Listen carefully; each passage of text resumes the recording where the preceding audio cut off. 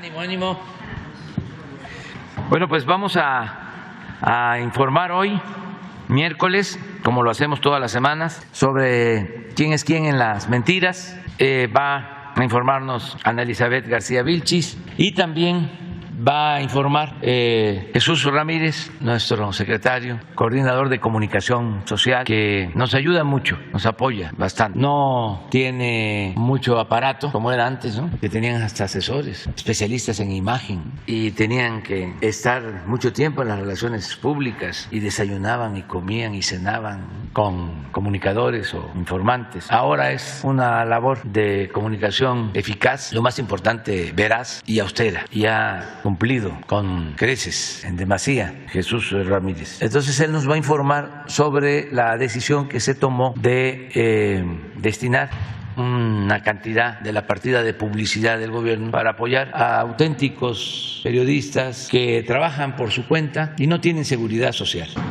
Entonces vamos a informar. Se creó un comité, ya ustedes lo saben, para recibir pues las solicitudes. Ya se inscribieron muchos o algunos faltan todavía y ya hay los primeros resultados y se va a informar sobre eso, ¿no? También para que se sepa, hablando de comunicación, siempre hemos dicho que no es fácil que las cosas se sepan.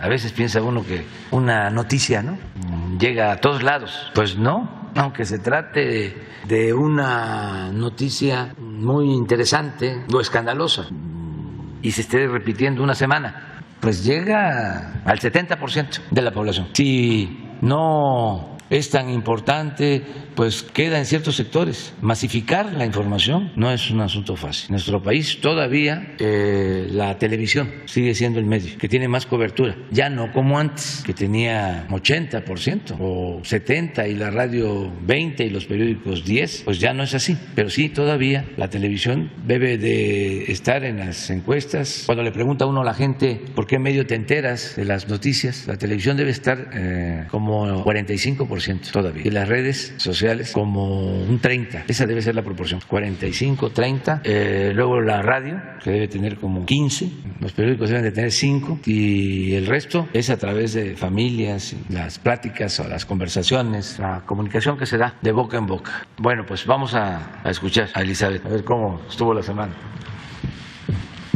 Buenos días, señor presidente. Buenos días a todas, a todos. Este es el quién es quién en las mentiras de la semana del 6 de julio de 2022. Y vamos a comenzar. Reforma primero calumnia y luego dice que esa no era la realidad. El diario avienta la piedra y acusa falsamente al presidente y luego esconde la mano. Acto número 1. El diario Reforma difama al presidente Andrés Manuel López Obrador acusándolo de asumir actitudes racistas, lo cual evidentemente es falso. Aquí vemos en la pantalla la imagen donde se le acusa al presidente. El 1 de julio pasado, Reforma publicó en la página 6 una imagen del mandatario en la conferencia. Vean lo que dice el pie de foto. El presidente López Obrador exhibió ayer otro video con la imagen del publicista Carlos Alasraqui, a quien ha criticado por su origen judío. Eso es mentira.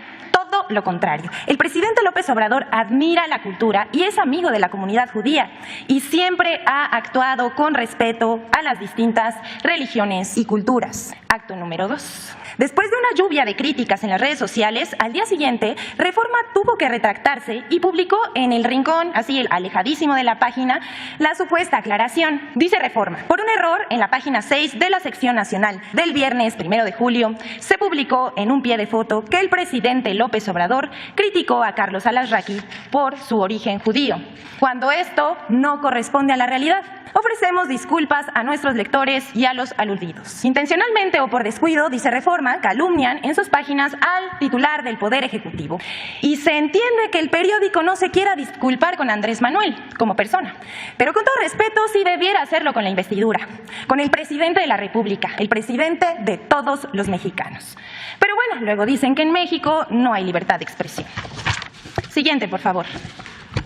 Carlos Loret de Mola cayó en la chapuza de publicar fotografías como pruebas falsas de que la refinería de Dos Bocas aún no se ha terminado de construir. Un día antes de la inauguración de la primera etapa de la refinería Olmeca en el puerto de Dos Bocas, Paraíso, Tabasco, Carlos Loret de Mola publicó información falsa. El presentador principal de la plataforma Latinus publicó en su cuenta de Twitter una serie de fotografías con la leyenda: la pura escenografía afinan detalles para la primera etapa constructiva de Dos Bocas.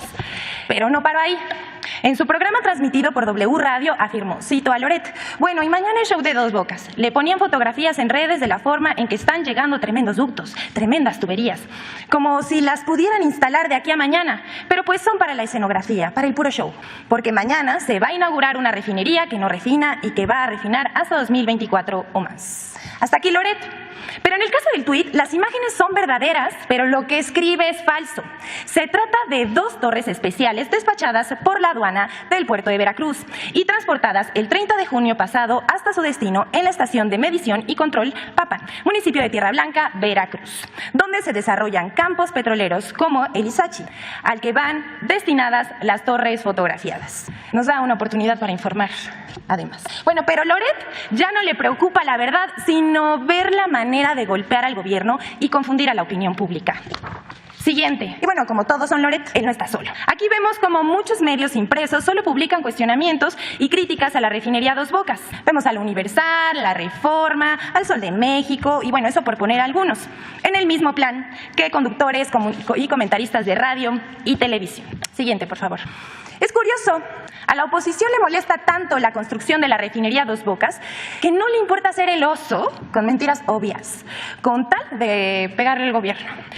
Primero fue el tema de la inutilidad de una refinería si ya todos los vehículos serán eléctricos, cosa que todavía no pasa. Pero la actual crisis energética mundial dio la razón al proyecto de lograr la autosuficiencia energética. Así que cambiaron de argumento y desvalorizaron la obra con una frase como una refinería que no refina, que se repite en medios y redes.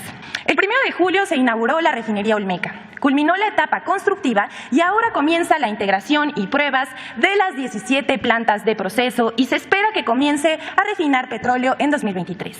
A lo largo de la construcción, la refinería ha sido blanco de ataques y muchas mentiras, pero todo ha caído por su propio peso. El viernes 1 de julio vimos cómo intentaron manchar el inicio de la primera etapa de la refinería personajes de la oposición, columnistas, líderes de opinión, supuestos expertos y bots, muchos bots. Intentaron posicionar la idea de que lo que se estaba haciendo era inaugurar en realidad solo oficinas administrativas y que el presidente habría inaugurado una refinería que no refina. Nada más alejado de la realidad. Entre los que se sumaron a esta campaña estuvieron la senadora Kenia López del PAN, Julen Rementería, Max Kaiser, quien cita un artículo de Goldenberg, personaje que es expresidente del IFE, bueno, entonces IFE, la diputada federal Paloma Sánchez, Chumel Torres, Sergio Sarmiento, Carlos Loret de Mola, Alejo Sánchez en El Financiero, entre otros. Vayamos a los datos. La secretaria de Energía, Rocío Nale, informó que como en todas las refinerías que se han construido en el mundo, existe una etapa de prueba. La primera etapa para la refinería fue constructiva. Después de preparar el sitio, levantaron 17 plantas de proceso. Los equipos críticos como recipientes y compresores a medida que se compraron en el extranjero. ¿Pero qué viene ahora? La etapa de integración y las pruebas para que en diciembre de este año inicie operaciones. Las pruebas se están haciendo en más de 90,000 equipos como válvulas, bombas, reactores, compresores y un largo etcétera. En todas las refinerías del mundo se prueban los equipos, se revisan para que al final no haya ninguna complicación. Y bueno, hasta aquí las noticias falsas de esta semana, pero antes de concluir esta sección vamos a presentar el excerto de la semana, que vamos a presentar regularmente. Esos son personas que entrevistan los medios de comunicación o se presentan en redes sociales como especialistas de un tema y por lo regular resultan ser opositores que difunden noticias falsas. Esta semana presentamos a Xóchitl Gálvez, que según sus intereses son sus conocimientos sobre proyectos como las refinerías, quien durante el gobierno del panista Felipe Calderón dijo haber ido personalmente personalmente a Los Pinos a pedirle que la refinería, que bueno, después solo quedó en una barda carísima, que ni terminada está, se construyera en el estado de Hidalgo. ¿Podemos ver el video, por favor? Yo fui personalmente a ver al presidente Calderón, a Los Pinos, a pedirle que esa refinería viniera a Hidalgo. El presidente Calderón puede dar testimonio de esta visita y lo hice en mi calidad de ciudadana hidalguense. Por ahí dicen que ustedes estaban apoyando que la refinería Bicentenario se fuera a Salamanca, a territorios de Vicente Fox, y no se hiciera en Tula. Eso son mentiras. No tengo un pelo de taruga. Si esa refinería la voy a inaugurar, ¿cómo voy a querer que se vaya a otro estado? Bueno, sin embargo, ahora la experta y legisladora panista ya cambió de opinión. Quizás la señora Gálvez no esté enterada de que en este momento en el mundo se construyen 80 refinerías en países como China, Yizan, Arabia Saudita y Kuwait, y que México tiene también contempladas las energías renovables. Hasta aquí nuestra sección de hoy. Muchas gracias. Con su permiso, señor presidente. Buenos días. Con su permiso, señor presidente. Buenos días, compañeros periodistas y a quienes nos siguen en las redes sociales. Hoy vamos a presentar el avance del programa de seguridad social para periodistas por cuenta propia, que se hizo público el 7 de junio, el Día de la Libertad de Expresión en México, y que pues dio cuenta de este programa que por primera vez está atendiendo a los periodistas que no tienen una seguridad social, que no tienen atención médica, que no tienen un seguro de retiro y por lo tanto tampoco tienen cómo a sus familiares extender estos beneficios. De tal manera que el gobierno federal inició este programa para los periodistas y quienes son trabajadores de los medios de comunicación que no cuentan con seguridad social. Que de acuerdo al INEGI, pues hay alrededor de 6,000 trabajadores o personas que se identifican como comunicadores o que trabajan en medios de comunicación y que no cuentan con estas prestaciones. Bueno, de tal manera que la propuesta, la siguiente por favor, este programa de beneficios para periodistas por cuenta propia, pues por primera vez va a poder permitir que quienes se inscriban en este programa puedan contar con 5 seguros que el IMSS da de cobertura: el seguro de enfermedades y de maternidad, el seguro de riesgo de trabajo, el seguro de invalidez y de vida, el seguro de retiro, de cesantía en edad avanzada y vejez, y el seguro de guarderías y prestaciones sociales. Es importante aquí señalar que se están reconociendo los riesgos de trabajo y los accidentes de trabajo también en estos seguros en el ejercicio del periodismo. De tal manera que podemos informar a la opinión pública y a los mismos compañeros periodistas que, bueno, cerca de 10,000 personas consultaron la página para ver los requisitos, para ver cómo inscribirse en este programa, pero hasta ahorita 471 han logrado, digamos, presentar su solicitud, cubrir los requisitos que se piden y hasta el momento el comité, que está integrado por 5 periodistas distinguidos, ha registrado a 386 ya como aprobados. De tal manera que de estos 475 solicitudes es interesante ver que 30% son mujeres, 70% son hombres, 83% se identifican como periodistas, como redactores, camarógrafos, locutores u otra actividad vinculada con los medios de comunicación. Y bueno, pues se concentra hasta ahorita las solicitudes, el 25% en la Ciudad de México, el 10% en el Estado de México, el 8% en Veracruz y en Guerrero. Y bueno, pues ahí las edades varían. Es interesante ver que entre 40 y 49 años es una tercera parte, 30%. El 28 tiene entre 50 y 59 años. El 22 entre 30 y 39 años. Y bueno, pues los mayores de 60 son el 12% de los que se han registrado. Queremos señalar que también se ha avanzado para poder disponer de los recursos que el gobierno federal está poniendo a disposición para llevar a cabo este programa, que es, lo queremos recordar, producto de la publicidad. El 25% del gasto destinado a publicidad del gobierno federal va a ser encaminado, asignado a este programa para la seguridad social de periodistas por cuenta propia. De tal manera que, digamos, el proceso administrativo con la Secretaría de Gobernación, que a través del mecanismo de protección de periodistas va a llevar a cabo digamos, el financiamiento de este mecanismo que el IMSS va a entregar directamente a los beneficiarios.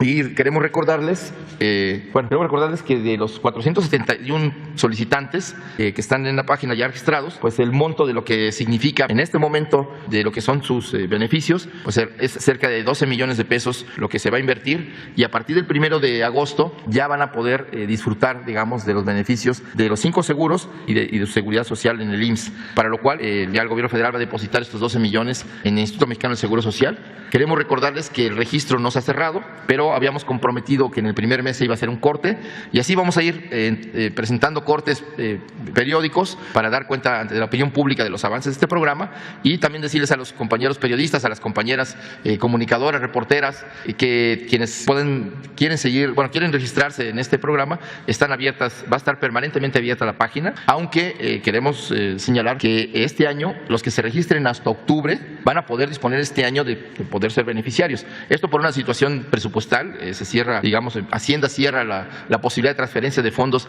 a partir de octubre, entre octubre y diciembre, pero a partir de enero ya se reanudarían, digamos, quienes se registren, ya podrían disfrutar de estos beneficios. Entonces, nada más queremos recordar que la plataforma digital está abierta, ahí se pueden registrar, que es muy sencillo y que, bueno, el proceso de solicitud es ingresar a la página, ingresar los datos que se solicitan, que es el CURP, el número de seguridad social. Si no se cuenta con ese número de seguridad social, ahí mismo establece la forma de obtenerlo. Hay quienes ya lo tienen por tener un trabajo anterior, pero quienes no tengan ese número de seguridad social, ahí mismo la página lo genera para que se puedan registrar. Y bueno, se carga el currículum, se registran las evidencias del trabajo de periodista de los últimos 2 meses, se proporcionan pruebas documentales de la actividad periodística y pues una vez que se hace el registro exitoso, el sistema emite un aviso y ya les notifica que están registrados en este sistema. Solo recordarles que quienes están a cargo de la revisión de las solicitudes, de los expedientes, de los currículums, pues son 5 compañeras y compañeros muy destacados que aquí se presentaron. Nada más queremos recordar quiénes son. Es Enrique Galván Ochoa, columnista, periodista de La Jornada, Fernanda Tapia, quien pues además ha sido Premio Nacional de Periodismo, una destacada conductora de televisión y de radio, José Reveles, que es un destacado periodista, autor de varios libros, ha seguido de manera muy, digamos, acuiciosa temas de derechos humanos, el tema del narcotráfico, etcétera, y que tiene una amplia trayectoria. Nancy Flores, que es una joven periodista de la revista Contralínea, que hace periodismo de investigación y que, bueno, pues ha destacado por su trabajo periodístico. A su vez, pues Rubén Villalpando, que también un periodista de Ciudad Juárez, muy reconocido, el decano en Juárez, que, bueno, pues ha sido un periodista muy reconocido en la región, pero también a nivel nacional. Y ellos son los que hacen la revisión y aprueban los expedientes, de tal manera que ni el IMSS, ni el Gobierno Federal, ni Presidencia de la República, ni la Secretaría de Gobernación intervenimos en la definición de quiénes son los que se aprueba, sean beneficiarios de este programa. Y bueno, pues queremos aquí reconocer la labor del Instituto Mexicano de Seguro Social, del director general, de Zoé Robledo, y de su equipo, Cliserio Cuello, quienes pues han hecho un trabajo muy importante de levantar el sistema de registro y de llevar a cabo, digamos, toda esta parte de permitir que esto sea posible de la manera más sencilla, más automatizada y a la vez pues que todos puedan acceder a ello. Y pues esto sería todo, señor presidente, y pues muchísimas gracias. El tercero, aquí, usted, vamos, a ver, ahí empezamos. Perdón, muy buenos días, presidente y funcionarios que lo acompañan. Ramón Flores, del Centinela Informa de Humanoid. Presidente, usted y el ministro presidente de la Suprema Corte de Justicia dieron instrucciones de revisar el caso de Claudia Ivonne Sánchez Mayorga. Le informo que con toda hazaña, la encargada de despacho del Juzgado Sexto Penal, Lorena Marisol Aranda Millán, condenó a Claudia a 22 años de cárcel simplemente con las imputaciones verbales de las mujeres que trabajaban libremente en el restaurante. Pero extrañamente no tiene declaración patrimonial en el portal del Consejo de la Judicatura y los agentes del Ministerio Público tampoco.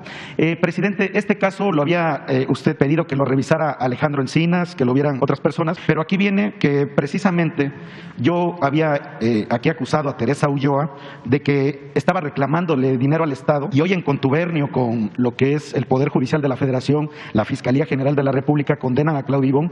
Aquí le traigo la prueba de lo que le van a pedir a usted como gobierno por las víctimas. Por cada víctima le van a pedir a usted 4.188.000 pesos, que es lo que está pidiendo la Clínica de Interés Público contra la Trata de Personas. Condenaron a Claudia Ivonne sin ninguna prueba y brutalmente fue golpeada, ha sido torturada a 22 años y están haciendo negocio con ella. Aquí está la prueba, presidente. Si me permite ahorita entregarle la prueba, ¿usted va a permitir que extorsionen a su gobierno con 4.188.000 pesos por cada víctima, nada más poniendo a una persona inocente en la cárcel? La pregunta. Lo vamos a ver hoy mismo también. ¿Puede recibir el secretario de Gobierno, el secretario de Gobernación a la mamá de Claudia Ivonne para que le muestre todas las pruebas? Sí, nada más que que en unos días, porque tiene COVID, Adán, ya se va a incorporar, yo creo que en estos días ya, y se establece la cita, que te pongas de acuerdo con eso. Y sí, Adán recibe a la mamá. Sí, y le voy a dejar la prueba de lo que es que esta señora Teresa Ullá está pidiendo por cada víctima 4,188,000 pesos, y ella está pidiendo el moche del 10%. O sea, son bastantes víctimas, y ¿cómo es posible que se pueda aceptar esto en su gobierno, ¿no? Sí,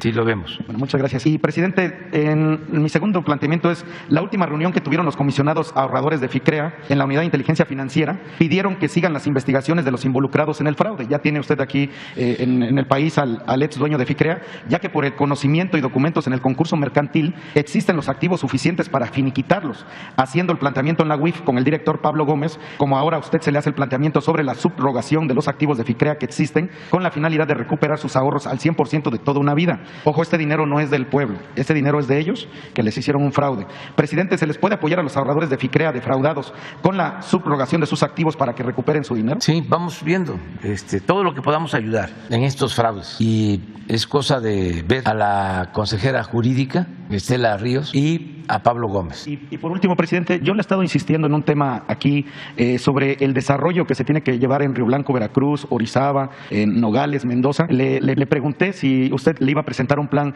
Román Meyer. Nosotros quisimos abordarlo allá en la refinería de Dos Bocas, no lo pudimos abordar. ¿Ya le dio alguna respuesta a Román Meyer?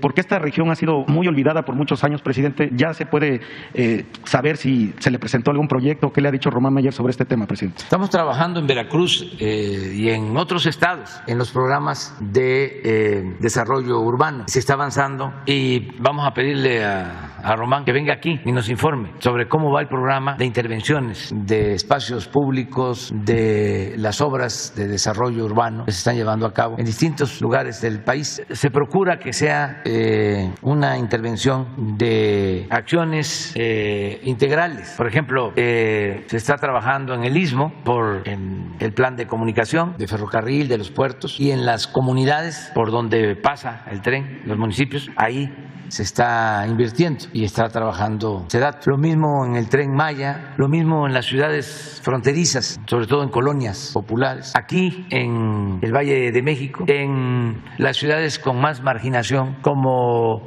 Chimalhuacán, Ecatepec, en todas estas ciudades hay trabajo. En las ciudades turísticas, por los contrastes, que hay hoteles de gran lujo y donde viven los trabajadores, son colonias abandonadas, sin servicios, sin espacios para la recreación, para el deporte. Ahí también se está trabajando. Entonces vamos a pedirle a Román que venga, sí, para que nos informe. Puede ser la semana próxima. A ver. Bueno, hay un orden, pero si no, y luego vas tú. Y luego sí, ya se pusieron, ya saben, ¿verdad? Gracias, presidente. Marco Antonio Olvera, del canal México News World. Buenos días a todos, a los que nos escuchan y los aquí presentes. Presidente, hay un grave problema, incluso la vida de un joven adolescente de 14 años. Hace 2 semanas sus compañeros le prendieron fuego en la butaca donde estaba sentado. Este niño se llama Juan Zamorano, tiene 14 años de edad, es originario del estado de Querétaro, es otomí. Sus compañeros, 2 compañeros, lo quemaron vivo solamente por tener la piel morena como yo, además de que no habla bien el español y tiene otro grave problema, según ellos, que es pobre, pero el niño es pobre económicamente, pero tiene un gran corazón. Presidente, ¿dónde está la secretaria de Educación del Estado? ¿Dónde está el gobernador Curi del estado de Querétaro? Un estado panista, un estado que obviamente perdura el racismo, y prueba de ello es que este niño hoy se encuentra entre la vida y la muerte con quemaduras de 1º, 2º y 3er grado. Tiene quemaduras en los glúteos, en las partes nobles, en la espalda, en el omóplato y en la caja torácica. Presidente, yo le quiero pedir 2 cosas con este tema. Uno, que a través de su gobierno lo exhorto de la manera más respetuosa que la Fiscalía General de la República atraiga el caso para que se mande a traer a los chicos, al padre de los chicos que incendiaron a este niño.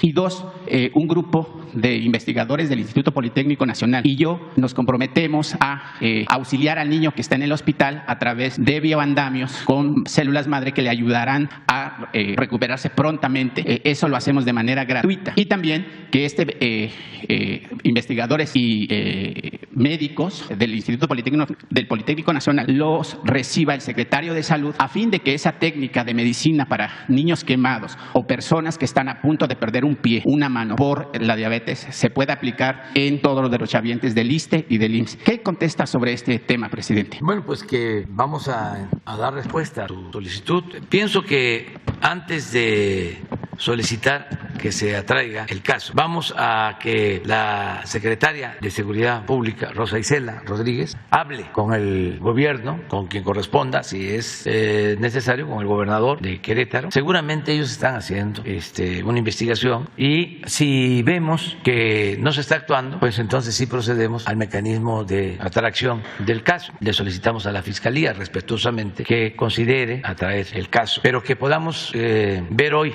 lo que se está haciendo en Querétaro y enviar a un grupo de personas a hacer la investigación completa de cómo están las cosas y te damos respuesta. En este caso, pues mañana. Presidente, y ahí eso por lo que corresponde a la investigación y al delito y a los presuntos responsables, las causas, móviles, todo eso. Y en cuanto a la salud, que es lo más importante, claro que sí, ustedes pueden ayudar con el Politécnico y le vamos a pedir al doctor Alcocer que atienda también el planteamiento de ustedes. Sí, presidente, esta investigación ya se ha llevado a cabo en algunos países de Europa. Estos investigadores y científicos encabezados por el investigador Ricardo Rangel ya está aprobado y seguramente si lo recibe el doctor Alcocer, Hugo López-Gatell y la gente de COFEPRIS, pues tendrá muchos beneficios su gobierno, porque en 5 o en 10 años el ISSSTE y el IMSS estarán en bancarrota por los millones de diabéticos o hipertensos u obesos en este país. Y en ese sentido, el Politécnico, en conjunto con esos investigadores, podrían implementar esa técnica médica a fin de que ya no haya miles de amputaciones de manos o de extremidades o dedos. Y por supuesto, eso ayudaría mucho a las finanzas públicas,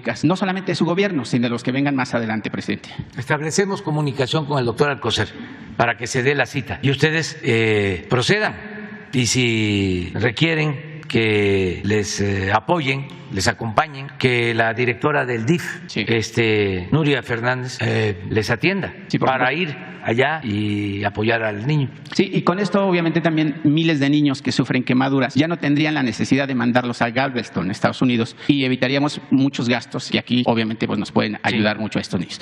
Ahí te pido, Jesús, sobre los 3 casos, Rosa Isela, el doctor Alcocer y Nuria. Y en un segundo tema, presidente, si me lo permite, Claudio X González, junto con su asociación Mexicanos contra la Corrupción, ofreció apoyo a más de 100 ejidatarios en Jilotzingo, Estado de México, para interponer un amparo en contra del proyecto Bosque Diamante, cuyos dueños son la familia Fontanet, también se dice dueños de aguas embotelladas Bonafont. Bueno, pues ahora, de la noche a la mañana, Claudio X González les ha informado a estos ejidatarios que siempre ya no va a poder apoyar, que porque le faltan recursos. O sea, eso no le creemos. El tema del trasfondo, presidente, es que Claudio X González viró a sus oscuros intereses, pues se unió a la familia Fontanet para ya no apoyar a estos campesinos que creyeron en él y en su asociación Mexicanos contra la Corrupción. Ahora, Claudio X González y la familia Fontanet pretenden destruir 234 hectáreas de bosque de encino consideradas en riesgo de extinción, según la NOM-059-Semarnat-2010, y una vez hecho lo anterior, pretenden construir 19.985 viviendas que tendrán un costo de 5 millones de pesos cada uno. El proyecto ya se publicó en la Gaceta Oficial del Estado de México en agosto del 2017. En la trama de esta construcción,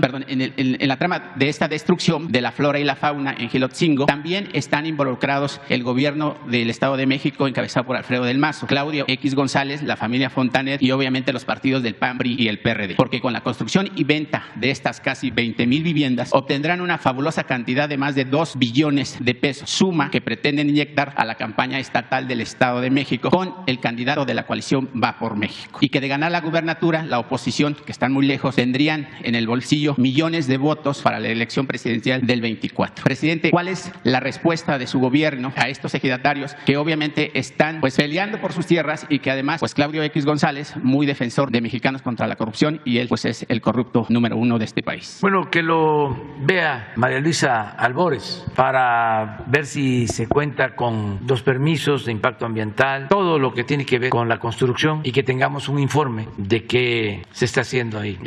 Vamos a pedirle a María Luisa de Semarnat que nos ayude y nos presente un informe y puede atender a los campesinos, que se establezca comunicación. Nada más que tenemos que esperar a que regrese María Luisa porque está en la ONU precisamente presentando una denuncia por destrucción del territorio que se está haciendo el conocimiento de autoridades internacionales, de organismos internacionales. Es lo de Calica en Quintana Roo. Sí, y lo de Jalotzingo, presidente, es muy importante porque ahí pasan las cuencas híbridas y que obviamente nutren a todos los ductos, obviamente, de agua potable. Que, por cierto, tampoco ha habido una respuesta con el tema de Presa Madín, donde usted dio aquí instrucciones a la jefa de gobierno de la Ciudad de México, Claudia Sheinbaum, que viera esa situación de Presa Madín porque pretenden traer agua de esa presa a la delegación o alcaldía, hoy alcaldía de Iztapalapa, y no ha habido ninguna respuesta de las autoridades que usted citó en esa ocasión. Y ya por último, presidente, rápido, perdón, pero ustedes preguntan diario y nadie les dice nada.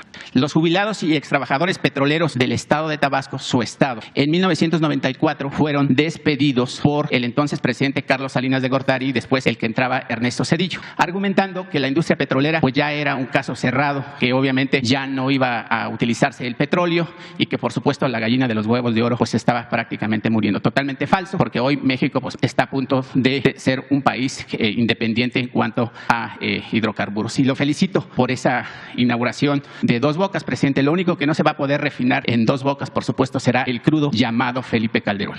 Presidente, en ese sentido, quiero decirle que hay 5,000 personas, extrabajadores de Pemex, desde el 94, quienes a usted lo acompañaron desde el éxodo en 1994. Usted les prometió, después de ese despido, ayudarlos, apoyarlos. Han pasado 35 años, diversos presidentes, diversos directores de Pemex y, por supuesto, pues la negativa es que pues, no hay. Usted se comprometió en 1994 con una carta aquí de compromiso. Usted firmó una carta en el que les ayudaría. Hoy estos 5,000 petroleros le piden a través de mi voz que los atienda, porque el actual director de Pemex le dice que nada más hay dos respuestas, un sí y un no, y que eso, por supuesto, dependerá de usted. Ellos, presidente, tienen edades entre 65, 68, 70, 75 años. Unos ya murieron. Sus viudas están en la recta casi final de la vida. Sus hijos, pues obviamente ya son adultos, pero lo que quieren estos trabajadores es que usted los reciba y que puedan recibir una pequeña, módica liquidación para la última recta de su vida, presidente. Yo creo que es justo. Usted prometió, usted se comprometió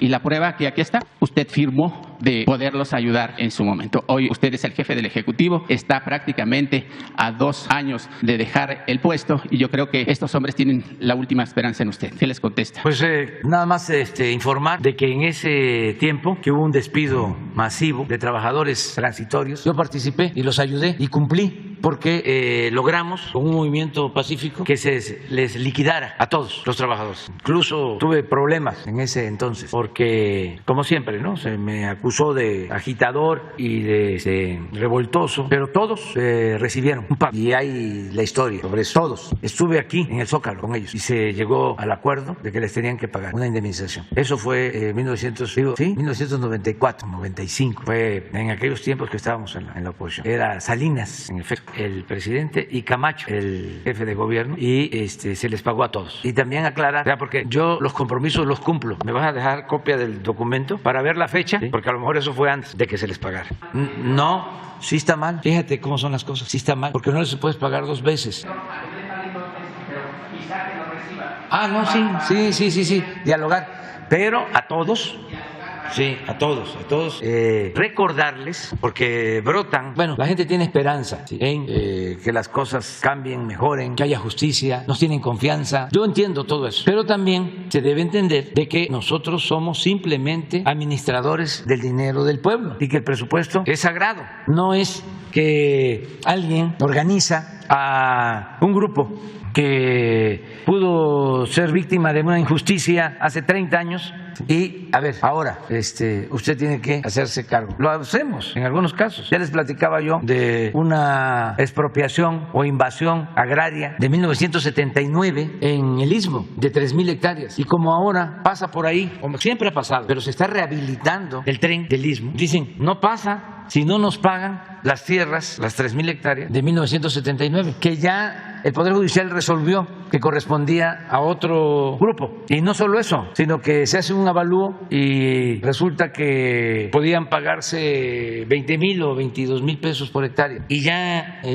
por la circunstancia de que necesitamos pues terminar con una obra pública en beneficio de la gente, en beneficio del pueblo, dicen no, porque llegó un abogado ahí, tranza, y les dijo no, si los tienen aquí agarrados, 100,000 pesos por hectárea. Dije no, eso no nos vamos a dejar chantajear. Y lo mismo, porque el presupuesto es de todos, es del pueblo, y no se debe de permitir la corrupción, ni arriba ni abajo. Entonces se mandó a hacer otro avalúo y además, como es gente humilde, pobre, se les va a ayudar. Pero si eso, imagínense ustedes, lo hacemos de manera generalizada, pues nada más pensemos que ya la tierra ejidal se privatizó. Hay ejidatarios riquísimos, claro que no son campesinos, que fueron los que compraron tierras y convirtieron ejidos en latifundios, porque Salinas reformó el artículo 27 y puso al mercado las tierras ejidales. Estos son los daños, la herencia de todo el periodo neoliberal. Entonces vamos a ir reparando los daños causados por el periodo neoliberal, pero buscando priorizar. En caso de los yaquis, les entregan una resolución con el presidente Cárdenas, les entregan una resolución para el uso, dominio, propiedad de 120,000 hectáreas en general, y les van quitando la tierra, les quitan como 40,000 y les quitan la tierra y les quitan el agua. Entonces ahora hay un plan de justicia a los pueblos yaquis. ¿Cuánto les estamos devolviendo? Pues más de 20,000 hectáreas, el agua. Imagínense que los yaquis no tenían, y todavía falta de concluir el programa, agua en sus pueblos, y fueron dotados en su momento por General Cárdenas de tierras y de agua, pero hubo despojos. Pero eso fue la política posrevolucionaria, sobre todo después del General Cárdenas. Empezó la contrarrevolución y el extremo fue el periodo neoliberal, que fue el regreso al porfiriato. Neoliberalismo es neoporfirismo. Entonces vamos poco a poco. Por eso déjame el escrito, conozco muy bien el tema y sí hay pruebas suficientes de que a todos se les liquidó. Claro, no se les debió despedir. Es como el caso de los trabajadores de la compañía Luz y Fuerza del Centro, más de 40,000 despedidos, y otras privatizaciones. Una de las cosas que tenemos que cuidar, por ejemplo, es que ahora que se venda Banamex, no se despida a los trabajadores de manera masiva, porque estamos poniendo algunas condiciones. La primera es que sea capital mexicano. La segunda es que los que participen como accionistas estén al corriente en el pago de sus impuestos. La tercera es que el patrimonio cultural de Banamex se quede en México. Y la cuarta es que no se despida a los trabajadores, además que son personas, mujeres, hombres con experiencia y que pueden ser de mucha utilidad, pero suele pasar que cuando se dan estas negociaciones, pues buscan ahorrar así, despidiendo trabajadores. Entonces ya, de todas maneras me vas a dar, ¿sí? No. Gracias, presidente. Vicente Serrano, conductor de Sin Censura.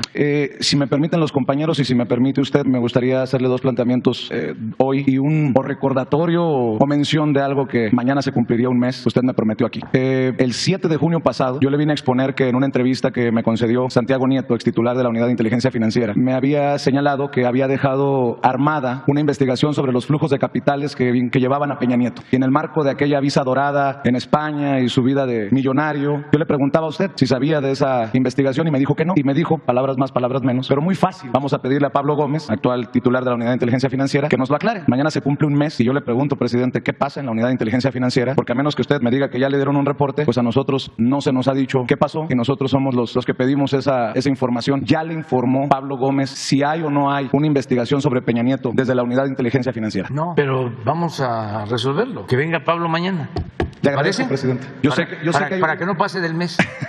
Yo sé que usted tiene un compromiso con la transparencia, pero nada más preguntar, porque pareciera que o algunos no escucharon el mensaje o no quieren entender el mensaje. No, todos escuchan. Lo que pasa es que hay bastante trabajo y hay que estar recordando, empujando para que las cosas caminen. En Palacio las cosas caminan despacio.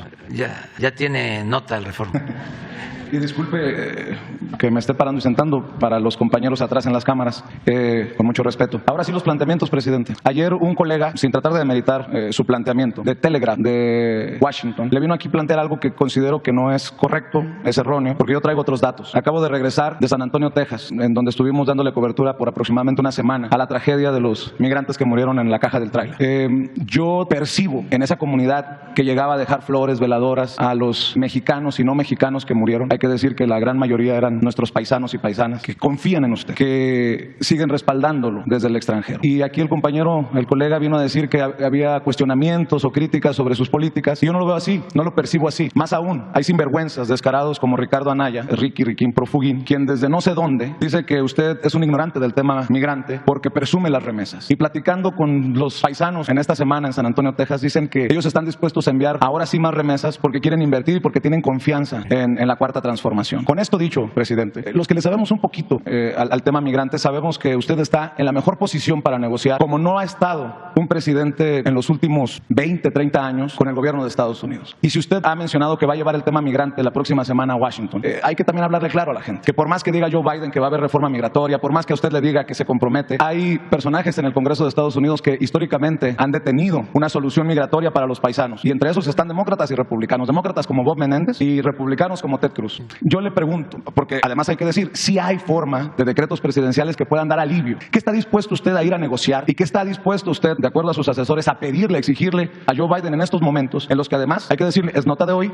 hay condados en Texas que están declarando emergencia, presidente, por la invasión de migrantes en una narrativa groseramente racista y discriminadora? Ya estuvo suave, presidente. Yo le pido que nos sea claros en ese sentido de qué se le va a exigir a Joe Biden desde su autoridad moral y en esta posibilidad de conseguir lo que ni siquiera su férreo crítico Vicente Fox es capaz de admitir que fracasó y no consiguió con la famosa enchilada completa del Güero Castañeda. Se lo pregunto, presidente, porque también quiero escuchar una reflexión desde la periferia, desde donde se ve la realidad, como lo planteaba el Papa Francisco, porque saliendo de aquí yo me voy a uno de los rincones más pobres de México a entrevistar a una familia de uno de los fallecidos y hay que decirles con claridad de qué va el tema migrante desde su perspectiva, porque ahí siguen ganando 30 pesos al día y desde ahí sigue saliendo la gente por necesidad y no por deseos, presidente. Por favor. Sí, es un tema que llevo para tratar con el presidente Biden. No sé si convenga que yo les adelante sobre la propuesta concreta, específica. Pienso que debo de esperar hasta el 12, pero sí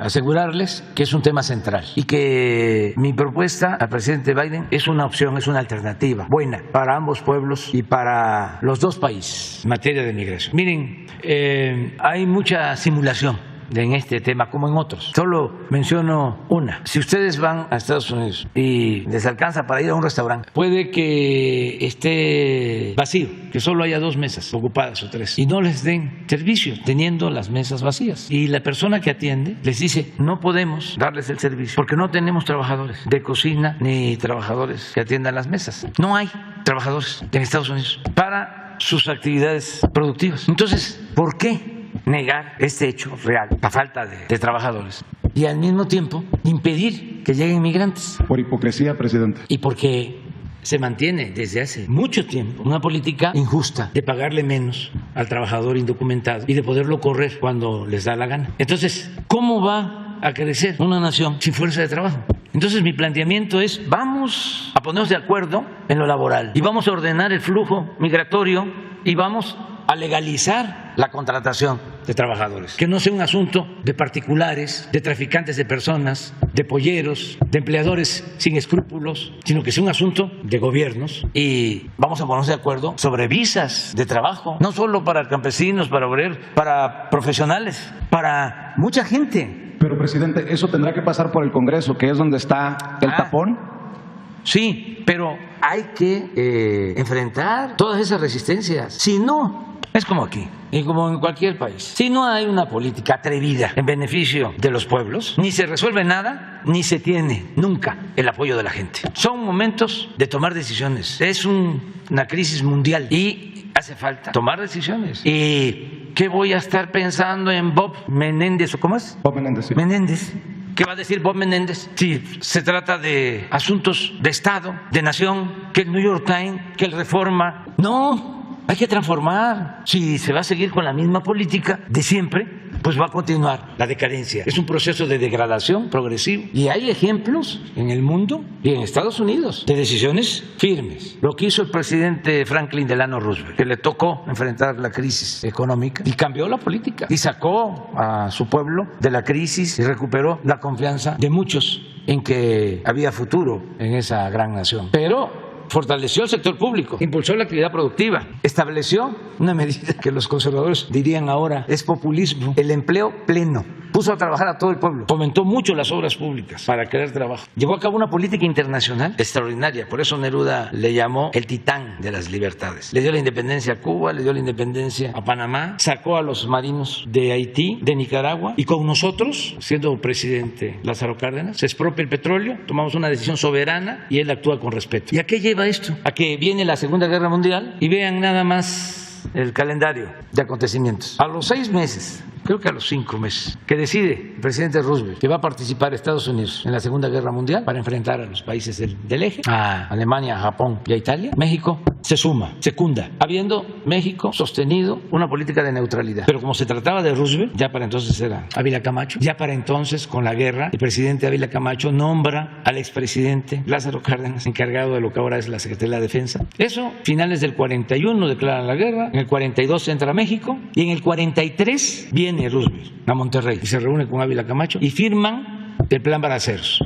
para que México, con sus trabajadores, ayudara a Estados Unidos, a los granjeros, a recolectar sus cosechas. Se van más de 100,000 trabajadores a construir ferrocarriles en Estados Unidos. Pero Roosevelt lo decide y hay entendimiento. Estamos hablando de uno de los mejores presidentes de Estados Unidos. Yo le tengo mucha confianza al presidente Biden, mucha confianza. Y mi planteamiento va en esa dirección. Más unidad, integración con soberanía, integración que no significa sometimiento, respeto a nuestra independencia. Esto que no entienden los del New York Times, que creen que somos colonia. Pero eso no significa que no podemos ponernos de acuerdo. Además, son 38 millones de mexicanos en Estados Unidos. Tenemos 3,180 kilómetros de frontera. Para mí hay salidas al asunto, ni siquiera voy a decir problema, a la cuestión migratoria, pero se requiere de tomar decisiones y no estar ahí. Imagínense si yo estoy pendiente de lo que diga López Dóriga, ¿no? O Sarmiento, o Loret de Mola, o Aguilar Camín, o Leo Zuckerman, porque no vaya a hacer escala en Nueva York, porque va a decir que ya va a empezar a destruir la Estatua de la Libertad. Sí, Leo Zuckerman, o Krause. Sí, vea, ¿por qué no ponen lo de...? A ver, no tienen por ahí, antes de que terminemos, allá arriba en el escritorio, porque yo ya a veces lo necesito, debe de haber una lupa, a ver si la bajan, una lupa, y me vas a poner la nota aclaratoria de Reforma.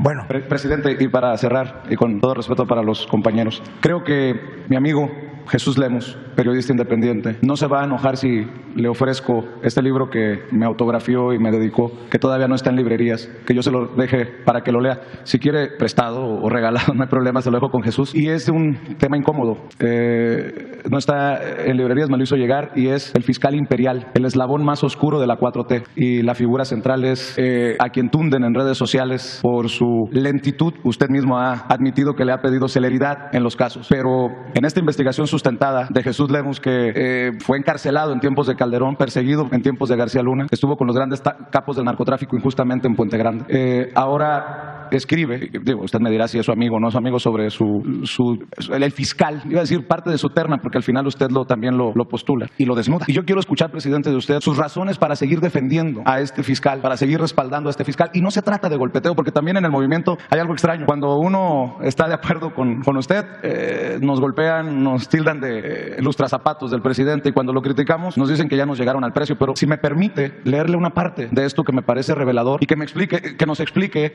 al pueblo de México por qué seguir respaldando a un personaje como Alejandro Gertz Manero. Ustedes, les comento que los periodistas pseudo-independientes en la época del neoliberalismo, los pseudo-independientes, los chayoteros, no tan así, porque la verdad es hasta de agradecer, ¿no? Cuando alguien no presume, ¿no?, de ser honesto y dice soy charro y qué, ¿no?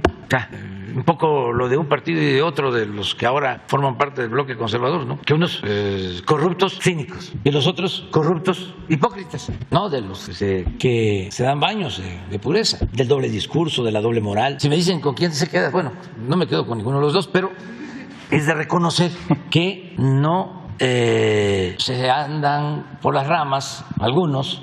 Entonces había, en los tiempos del periodo neoliberal, periodistas supuestamente independientes. Entonces lo que hacían es que cumplían con una cuota para simular, dándonos a nosotros unos pequeños espacios, ¿no? Y era un equilibrio, desequilibrado, pero buscaban el equilibrio. O para actuar así, con una supuesta independencia, de repente nos daban un golpe como para que quedara claro de que no estaban con nosotros, ¿no? Sino que eran independientes. Entonces ahórrate el golpe. No, tú no, pero lo que quiero decir es... ya me había asustado, presidente. Espérate, no, es que aguanten, cada quien tiene su criterio, y somos libres, pero si les dicen de que me ayudan, por ejemplo, pues contesten, pues sí, porque es un asunto de justicia, ¿sí? Es 100 contra 10. Si todos, pues vean los periódicos, todos en contra. Es como cuando me dicen, a ver, la autocrítica. Oiga, sí, claro, que cometemos errores. Pero si tengo tantos críticos, todavía que yo le meta.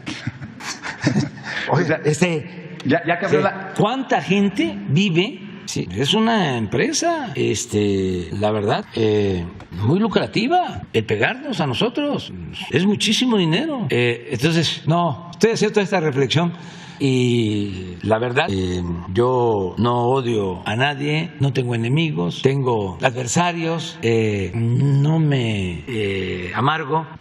Mucho menos se me va a endurecer el corazón, nada. Busco hasta mantener el sentido del humor. Hay cosas que sí son serias, muy serias, porque tiene que ver con el dolor de la gente, ¿sí? Pero otras, los ataques y esto, no me afectan mucho. Ya que abrió la puerta, presidente, sí dice que buscamos justicia, y nada más le faltó decir, como digo yo en el programa, nótese mi sarcasmo, casi se me sale el corazón con su referencia, pero déjeme leerle sobre Alejandro Gertz Manero. Y explíquenos, presidente, si puede, si quiere, porque también es dueño de su silencio, ¿no?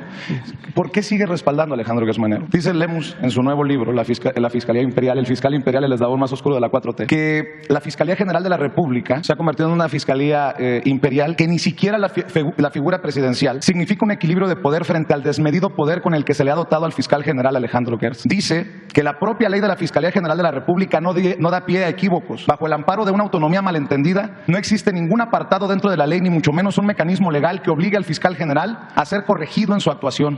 Es como si nadie estuviera por encima del fiscal y solo el fiscal estuviera por encima de la ley.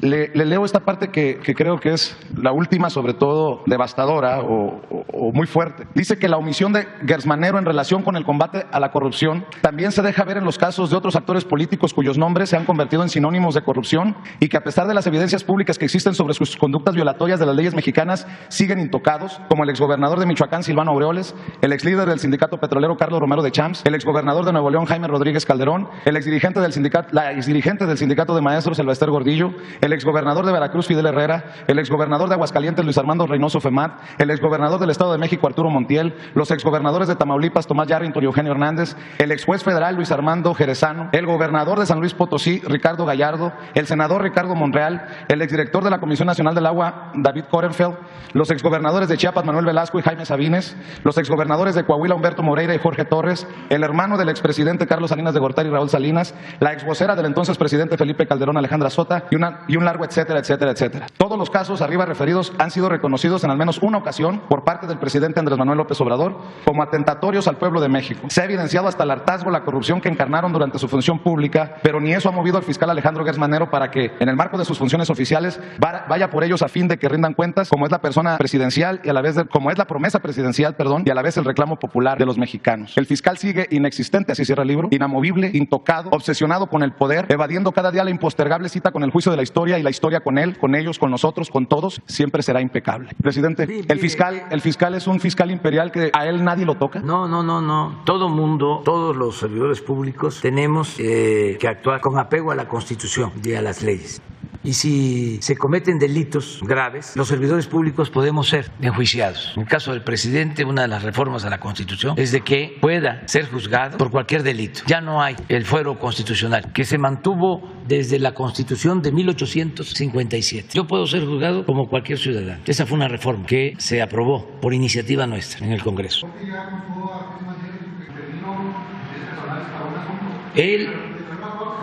Sí. Cualquier persona puede ser juzgado, cualquier servidor público, y tiene que probarse nada más que se trata de delitos que se han cometido. En el caso de la Fiscalía, para la remoción del fiscal, lo puede solicitar el presidente si considera que el fiscal ha cometido delitos graves.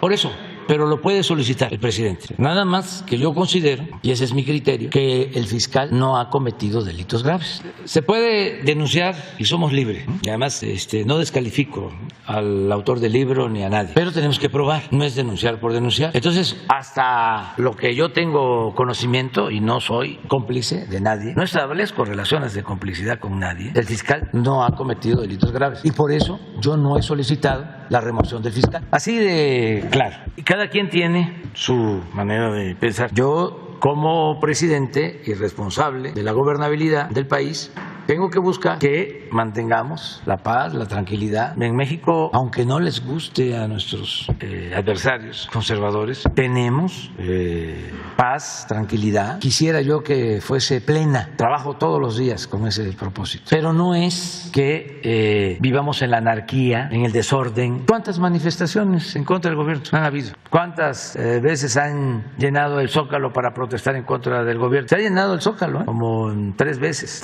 en 2 ocasiones, porque por la pandemia no. Lo han hecho las mujeres. Pero eso es una lucha no en contra del gobierno, sí también en contra del gobierno y en defensa de sus derechos legítimos. Pero ¿qué pasó con Frena? ¿Por qué no convoca a Claudio X González al Zócalo? Porque a diferencia del ambiente que están queriendo recrear nuestros adversarios, la gente tiene confianza en el gobierno y hay que ver las caras de la gente. Hay esperanza. Y bueno, si todo esto es subjetivo, pues vámonos a las encuestas.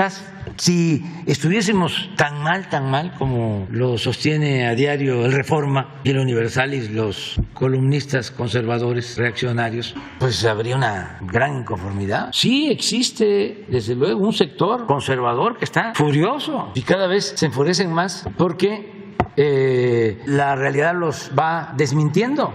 Imagínense, para un conservador, el que se haya comprado una refinería en Estados Unidos, que en el tiempo de su admirado Salinas se había compartido con Shell y que se toma la decisión de comprarla y en 6 meses se paga, del coraje de los expertos. Nada más, imaginen cómo se sienten los que pronosticaron de que ya no se iba a necesitar el petróleo y que íbamos a los carros eléctricos y que no midieron los tiempos. Claro que vamos y necesitamos la transición energética, pero eso lleva tiempo, no es una cosa menor. Nosotros llevamos 4 años buscando garantizar el Internet para todos y cuando entramos pensamos que iba a ser papita o torta de tamal o torta de chilaquil o tamales de chipilín. No, y no nos ha faltado presupuesto y tenemos muy buenos técnicos, pero no hay todavía la tecnología porque se adelantaron demasiado. O sea, va más allá la propaganda de la realidad. Entonces, por eso están muy molestos. Imagínense si nosotros no hubiésemos rehabilitado las refinerías, si no hubiésemos optado por empezar a construir Dos Bocas, si no compramos la refinería de Deer Park, ¿cómo estaríamos? Del coraje que les da de que el peso no se ha devaluado, el coraje que les produce que en esta inflación mundial México es de los países menos afectados. Entonces, vamos nosotros a seguir adelante, siendo muy respetuosos de todos y tomando decisiones. Y sí, está actuando la Fiscalía. Está mal que yo hable aquí de algunos personajes. Es más, no los voy a mencionar, pero están detenidos personajes que en otros tiempos, pero ni en sueño, si no se hubiesen dado estos cambios. Otra cuestión también que hay que tomar en cuenta es que ese diseño de autonomía de la Fiscalía es el equivalente a todos los órganos autónomos que fueron creando para dejar sin poder o rodear por completo al presidente. Entonces vamos a continuar adelante y felicidades al autor del libro y muchas gracias a ustedes, los que nos ayudan. Son muy pocos, es una minoría, eso sí, pocos pero mejores. Ya vamos, no trajeron la lupa, pásamela, pónmela ahí, ya terminamos porque si no queda pendiente para mañana. Es que quiero una foto de esto.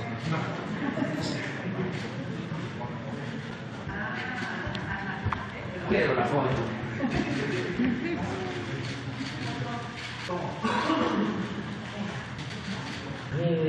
Ni con los espejuelos que usaba mi abuela Úrsula. Y antes, esta está en la primera sección, ¿verdad? No, pero la primera sección, sí. Antes estaba en la sección, la aclaración, se ponía, no en Reforma en general, ¿dónde había el derecho a la réplica? Porque no en todos los periódicos había. En los periódicos del movimiento revolucionario sí se garantizaba siempre un espacio para los opositores, para la réplica, en el periodismo de antes. Luego, ya solo en algunos periódicos, y la réplica se ponía en la sección B, C de la página 32, y luego de varios días de haberse dado la noticia falsa. ¿Cuántos días tardaron ellos en la...?